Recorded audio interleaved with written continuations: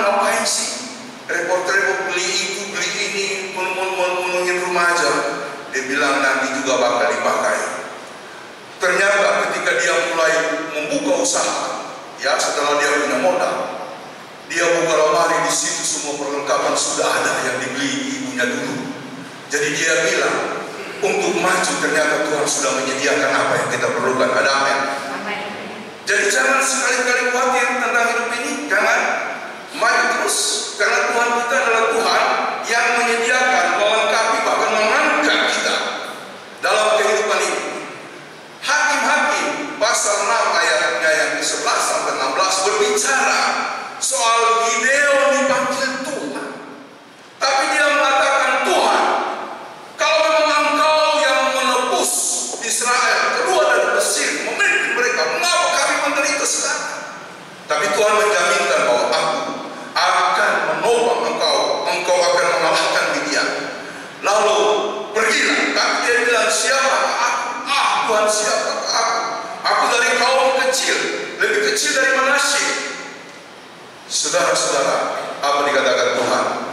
Aku akan menyertai kamu. Ayatnya yang ke-16 dikatakan sebagai berikut. Berfirmanlah Tuhan kepadanya, tetapi akulah yang menyertai engkau, sebab itu engkau akan memukul kalah orang Midian itu sampai habis. Jadi saudara-saudara, berkali-kali saya menyinggung dalam khotbah saya di sini ataupun di tempat lain, jangan terhenti karena engkau merasa kurang dan terbatas.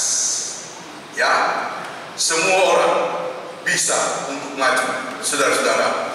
Jadi kalau saya ingat dulu saya mulai dari S3 saya, kan persyaratan saya S3 Bapak Ibu yang baru ketemu, saya mengambil S3 doktoral itu studi Islam, Islamologi ya, di IAIN.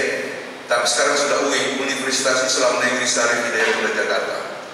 Nah, saya kira gampang masuknya. Saya lolos tes, maksud saya kira kita tinggal belajar. Ternyata persyaratannya satu, bahasa Inggris TOEFL 500, sekarang 600. Ya itu bisa lah, karena dulu kita S2 TOEFL juga. Bahasa Arab, ya, bahasa Arab. Saya langsung masuk di kelas advance, mules, ya, mules menurut saya, karena mereka sudah lancar menulis. Saya membaca saja tidak bisa. Terpaksa saya membayar guru privat ya, Dr. Syoban Jali, Dr. Syoban Hadi. Sekarang dia ada di Mina, sudah mengajar di sana. Dia latih saya dari menulis, kalau istilah mereka dari ikro begitu, alif, ba, ta, sa ya. Saya dilatih menulis huruf-huruf itu, habis itu menyambungkan huruf. Kan bahasa Arab itu kalau ditulis terpisah dia utuh begitu ya, alif, ba, ya kan. Tapi kalau sudah disambung kan tinggal begini, tinggal kayak cacing ya, tidak bisa kita baca. Ya, yang menentukan itu titiknya di mana, di atas atau di bawah, atau harokatnya, garis miring atau garis apa. Tapi lama-kelamaan bisa, ya kan? Tidak bisa. Tadinya saya mau mundur begitu ya, tapi lama-kelamaan bisa, ya kan? Kalau bapaknya teman saya, Pak Pinas, aina antum, ya kan? Ana fi jami'ah, wah luar biasa gitu ya. Di mana bapak? Saya di kampus. Ana fi jami'ah ya. Ana fi asarina atau saya di jalan. Saudara-saudara, habis itu persyaratannya 2 bahasa. Itu bahasa persyaratan, tapi tidak ada nilainya, tapi harus lulus. Saya ambil bahasa Prancis dengan bahasa Persia. Bahasa Prancis saya mau apa ya, mau suka gagah-gagah gitu ya, tapi saya pusing. Susah sekali begitu belajar bahasa Prancis. Akhirnya saya mundur dari bahasa Prancis karena tidak sanggup, tidak dapat nilai. Saya maju bahasa Jerman. Bahasa Jerman bisa lulus lah, tapi hanya lulus sekian. Kemudian saya ambil bahasa Persia. Kalau Persia agak mudah karena dia tidak jauh dari bahasa Arab. Ya, kalau bahasa Arab itu assalamualaikum. Kalau bahasa Persia salam alaikum. Ya, makanya waktu waktu guru bahasa Persia itu langsung dari Persia, ya dari Iran ya. Datang dia, kemudian kita sapa assalamualaikum ono. Ya, for me salam alaikum. Ya, mirip-mirip bahasa Ibrani, Shalom Aleichem. Ya, jadi sebenarnya semua sama. Assalamualaikum, Shalom Aleichem, Shalom Aleichem sama. Jadi tidak usah alergi untuk menggunakan bahasa itu. Yang saya mau katakan adalah asal mau belajar, asal mau berusaha, asal mau tahan banting, asal mau berdarah-darah, pasti berhasil. Pasti berhasil. Pasti berhasil. Jadi untuk generasi muda yang datang ini, pesan saya belajar terus ya. Belajar yang kuat supaya maju. Kita membutuhkan anak-anak yang terdidik. Jangan main-main HP terus gitu ya. Anak-anak yang dari tim bahasa Pomona, di sini ada yang main HP terus, ya. Ibu-ibu, ada anak-anak yang suka main HP, ya kan? HP dulu sampai kalau disuruh mamanya dia tidak dengar gitu ya. Yang bahaya itu anak-anak sekarang, saking dia FOMO itu fear, saya lupa singkatannya. Pokoknya dia takut ketinggalan info yang ada di TikTok, takut ketinggalan info yang ada di IG ataupun yang ada di media-media lain. Saudara, ternyata banyak pengaruhnya, itu merusak pikiran kita. Jadi kalau bisa anak-anak berhenti, sekali-sekali berhenti ya. Kalau studi memperlihatkan kalau anak-anak menggunakan HP di atas 2 jam itu kemunduran.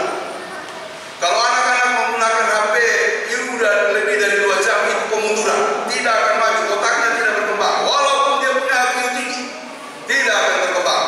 Jadi buat anak-anak bersama pendeta, hindari HP, tidak usah pakai HP kalau tidak perlu, kecuali kalau ada tugas gitu ya. Jadi supaya kita maju dan menjadi pintar. Selanjutnya saudara-saudara, dari pembacaan dan kisah Gideon tadi, saya menguraikan beberapa hal. Yang pertama, Tuhan selalu ada di depan untuk menjaga dan menuntun kita. Yang kedua, Tuhan memberikan kesempatan-kesempatan kepada kita untuk maju, kesempatan-kesempatan kita untuk berkembang. Tuhan bukakan itu. Jadi kalau saya bertemu dengan orang, misalnya bertemu dengan teman-teman majelis, ya, bertemu dengan singer kita, dengan Indah, ya kan, dengan Mama Abel, teman-teman dari Poso. Mama Abel ini saya bersyukur betul ya. Dia ini tidak bisa berjalan lancar seperti kita, tapi dia mau mengambil komitmen untuk melayani, ya. Dan saya punya keyakinan dia akan sembuh oleh pelayanannya, ya. Dia akan sembuh oleh pelayanannya. Jadi ketika saya berjumpa juga dengan teman-teman, dengan jemaat yang ada di Gloria, siapa saja kalau saya ketemu, saya selalu memandang orang itu dalam bingkai yang lain. Dia akan jadi orang hebat, ya. Dia akan jadi orang hebat. Jangan mengatakan orang ini bodoh, kurang, tidak pandai, jangan.